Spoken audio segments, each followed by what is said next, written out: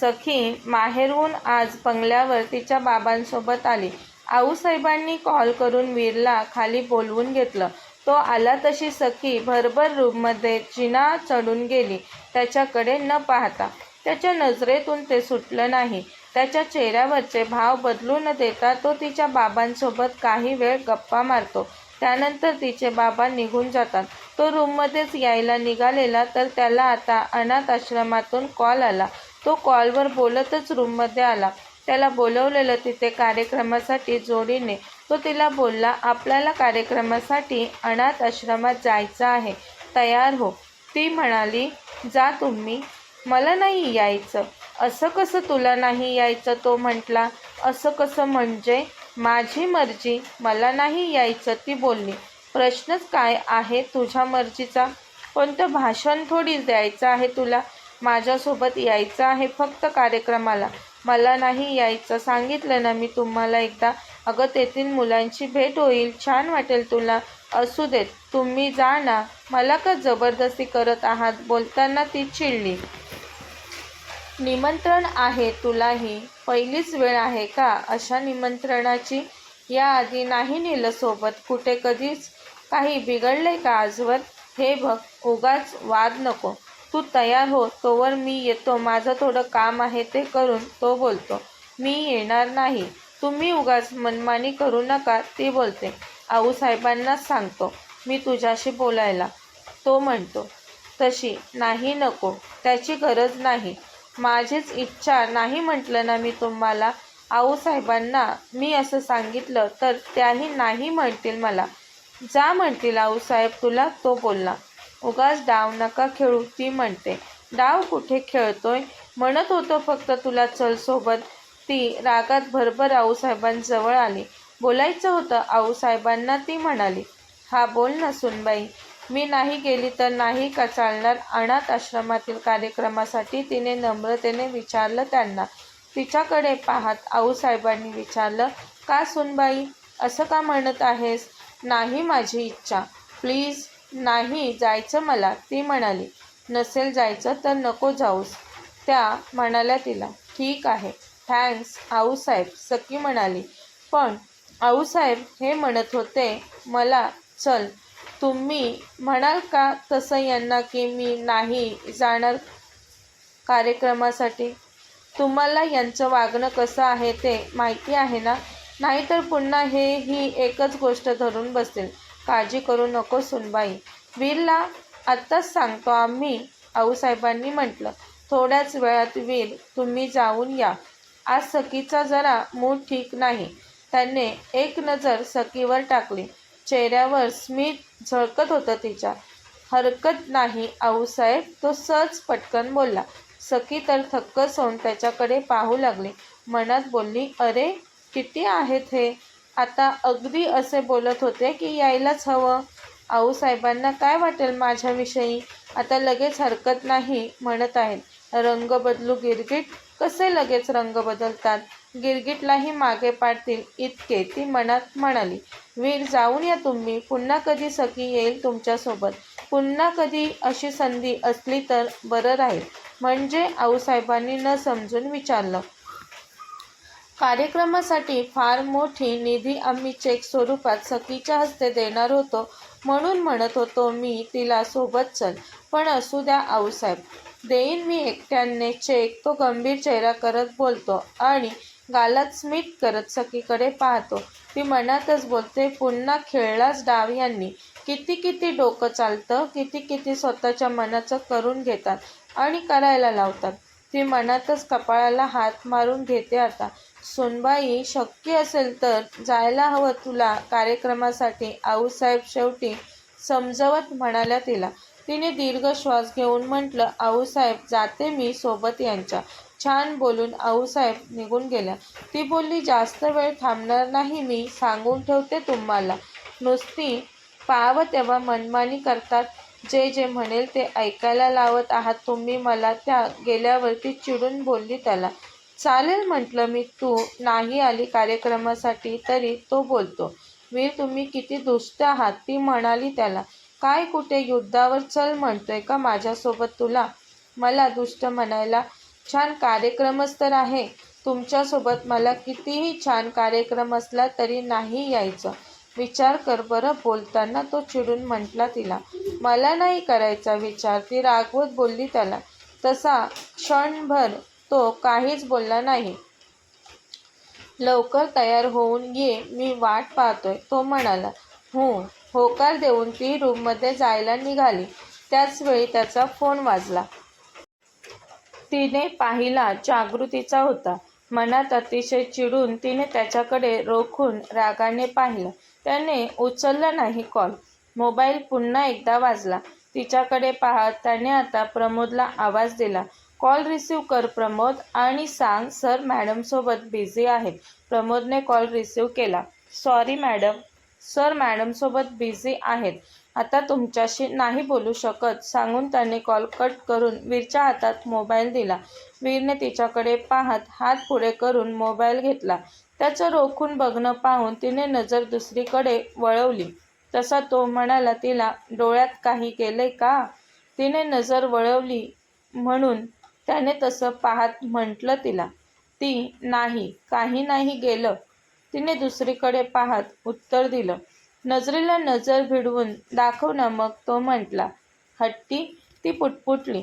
मनात बोलली, आता परीक्षा घेतीन, किती वेळ नजर रोखून पाहू शकते याची काय?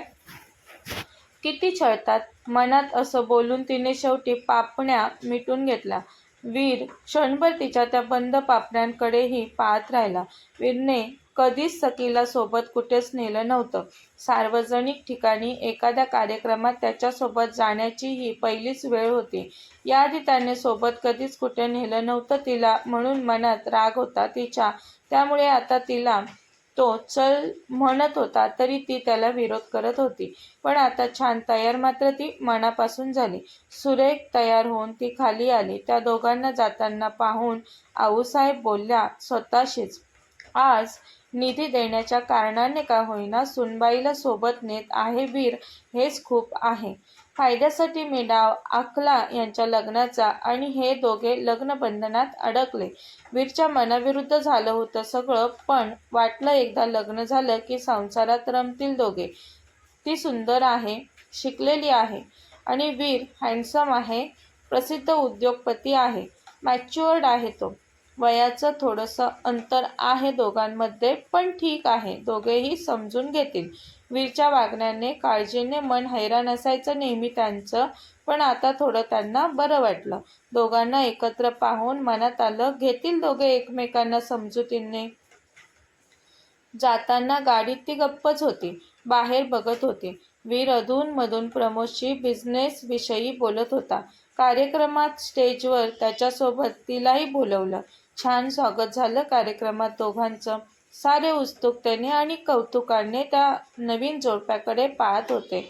जे कोणी जागृती आणि वीरविषयी ऐकून होते त्यांना आज वाटलं की एवढी सुस्वरूप बायको असल्यावर कशाला वीर सर जागृतीचा विचार करतील. घरी आल्यावर कार्यक्रमातील गाणं गुणगुणत सखी हातातील बांगड्या काढत होती. वीर रूममध्ये आला तेव्हा ती एकदम थांबली. गप्प राहून हातातील बांगड्या काढू लागली. म्हण की एकदा आवडला कार्यक्रम, असं तो तिच्याकडे पाहत बोलला. त्या संस्थेने आयोजन केलं होतं कार्यक्रमाचं, तुम्हाला कशाला म्हणायचं, कार्यक्रम छान होता असं ती म्हणाली. मी नेलं ना तुला, आग्रहाने हट्टाने तो म्हणाला. डाव खेळून म्हणा की, ती उपरोधिक स्वरात बोलली. पण फायदा झाला ना तुझा, तो म्हणाला. तुमचाही कुठे तोटा झाला, ती बोलली. काय फायदा झाला माझा, त्याने तिला विचारलं. बोलायला नका लावू मला, ती रागाने बोलली. का बरं नाही बोलायला लावायचं, मग सुरुवातीलाच विचार करून बोलायचं. सांग काय फायदा झाला माझा, पुन्हा त्याने विचारलं. घरी दोघांचं पटत नाही आपलं. प्लॅन करून लग्न केलंय, पण तरीही बाहेर दाखवताच आलं सर्व कसं छान आहे ते तुम्हाला. हात वगैरे धरला तुम्ही कार्यक्रमामध्ये माझा. वा, हुशार आहेस की. छान, तो बोलतो तिला. तुमचे डाव चांगलेच कळतात आता मला, ती कानातले काढत बोलते. हो, बरं आहे की मग, तो बोलतो. बरंच आहे, मी ओळखलंय तुम्हाला ते, ती बोलते. काय ओळखलं मला तू, त्याने विचारलं. तुम्ही खूप जिद्दी आणि धूर्त आहात. बोलून ती उठू लागली तर त्याने तिचा हात धरून थांबवलं. दचकून ती थांबली. त्याच्याकडे रागाने पाहिलं. सोडा ना हात, ती म्हणाली. सखी, तू सुरेख दिसत होतीस खूप. हे केव्हापासून सांगायचं होतं तुला, पण आता संधी मिळते, त्याने तिच्याकडे पाहत स्पष्ट शब्दात म्हटलं. सखीने चकित होऊन तिच्याकडे पाहिलं. दुसऱ्याच क्षणी तिने मान वळवली. हृदय धडधडलं, श्वास वाढले. तो तिच्या कानाजवळ चेहरा आणत म्हटला, धूर्त म्हणालीस तू मला. तसं तिने त्याच्याकडे वळून न पाहता त्याच्या हातातून हात सोडवण्याचा प्रयत्न करत म्हटलं, हात सोडा माझा. थँक्स पण नाही म्हणालीस तू. मी तुझं कौतुक केलं तरी. खोटं वागायला बोलायला मी नाही थँक्स म्हणत, ती बोलते. खोटं बोलतोय का मी, तो विचारतो तिला. हो, तुम्ही प्रत्येक वेळेस खेळ खेळता माझ्यासोबत खोटा. आता हात सोडत नसतो मी तोवर तू मला थँक्स म्हणत नाहीस, तो रागून म्हटला. नाही म्हणणार मी थँक्स वगैरे तुम्हाला. तू माझ्याकडे पाहून थँक्स म्हणत तोपर्यंत मी तुझा हात नाही सोडणार, चिडून बोलतो तो. नाही नाही सखी, आता यांचं तू नाही काहीच ऐकायचं. यांना करून घ्यायचं असतं सर्व त्यांच्या मनासारखं. जे जे ते म्हणतील ते ऐकवायला लावत आहेत लग्न झाल्यापासून. नाही ऐकायचं यांचं. आज तू काहीच ती मनात बोलते. मी सुरेख दिसत आहे म्हटलं तरी तू मान का तिकडे वळवलीस? पाहत का नाहीस तू माझ्याकडे? थँक्स म्हणाली नाहीस, उलट मलाच तू खोटं बोलत आहेस. आता तू माझ्याकडे पाहून थँक्स म्हणत तोपर्यंत मी हात सोडणार नाही, तो पुन्हा बोलतो. आता सखीलाही तिची जिद्द सोडायची नव्हती. का नेहमी ऐकायचं मी यांचं? आपलंच खरं करतात. मी बोलली होती मी माझा अपमान लक्षात ठेवणार आहे पहिलंच लग्न झालं तेव्हा यांना. तरी स्वतःचा अहंकार जपत मला नमवायचा झुकवायचा प्रयत्न करतच राहतात. मनमानी करतात नेहमी. संतापाने वळून त्याच्याकडे न पाहता रागाने दीर्घ श्वास घेत पुढे बघत राहिली. पण वळून पाहिलं नाही. हात सोडा, दुखतोय. मी ऐकणार नाहीये तुमचं, लक्षात ठेवा, ती म्हणाली. वीर हट्टाने तिचा हात सोडायला तयार नाही हे बघून. मला नाही वाटत हात दुखावा तुझा असं. का तू ऐकत नाहीस माझं? का बरं मीच तुमचं ऐकायचं? मी मुळीच झुकणार नाही तुमच्यापुढे. झुकायला कोण सांगतंय? माझ्याकडे पाहणं म्हणजे काय झुकणं आहे का? हो, तुमचं ऐकणं म्हणजे तुमचा अहंकार वाढवणं आहे. मी मुळीच ऐकणार नाही, ती त्याच्या हातातील हात सोडवण्याचा निष्फळ प्रयत्न करत चिडून बोलली. काही क्षण तो अतिशय रागाने पाहत राहिला तिच्याकडे. संतापाने हात सोडवण्याचा प्रयत्न करताना आता रागाने रडू येईल असं वाटत होतं तिला. पण तिच्या चेहऱ्यावर अहम आणि राग होता फक्त. पण अचानक एकाकी त्याने हात सोडला. आश्चर्य वाटलं तिला. ती चकित होऊन सोडलेला हात दुसऱ्या हातात घेऊन बघू लागली. तो फोनवर बोलत होता. पोचतो मी 1 तासात फार्म हाऊसवर. नाही यायचं असं ठरवलं होतं मी, म्हणून फोन केला नव्हता. पण कोणाला कळायला नको, नाहीतर जिवंत राहणार नाहीस तू, लक्षात ठेव. ज्या मुलीला आणशील त्या मुलीला कळायला नको कुठे येत आहे, कोणासाठी येत आहे. पोचतोच मी लवकर. तेव्हा सखीने त्याच्या हातातून फोन ओढला. जराही लाज कशी नाही वाटत तुम्हाला? धूर्त आहात, कपटी आहात, पण इतके नीच पण आहात तुम्ही, ती संतापाने बोलत होती. तर तो फक्त शांततेत तिच्या चेहऱ्याकडे रोखून बघत होता. एवढे मोठे बिझनेसमॅन आहात, प्रसिद्ध घराण्यातले आहात, काही वाटत नाही का असं वागायला बोलायला? काही का असेना, लग्न झालंय ना आणि असे वागतात? तिच्या तोंडातून शब्द नव्हते बाहेर पडत, ठिणग्या पडत होता. तो रागाने डोळे मोठे करून तिच्या चेहऱ्याकडे पाहत होता. काय झालं आता? शब्द सुचत नाहीयेत का? बोला ना काहीतरी, ती अधिकच चिडून बोलली. त्याने नजरेने मोबाईलकडे इशारा केला. तिने मोबाईलकडे पाहिलं तेव्हा तिच्या लक्षात आलं की कोणालाच फोन लावला नव्हता. वीर कोणाशीच बोलत नव्हता. हे फक्त बोलायचं खोटं नाटक सुरू होतं हे कळलं तिला आता. हा दुसरा राग पहिल्या रागावर पुन्हा भर घालणारा ठरला की हे नाटक करत होते फक्त मी यांच्याकडे वळून पाहावं म्हणून.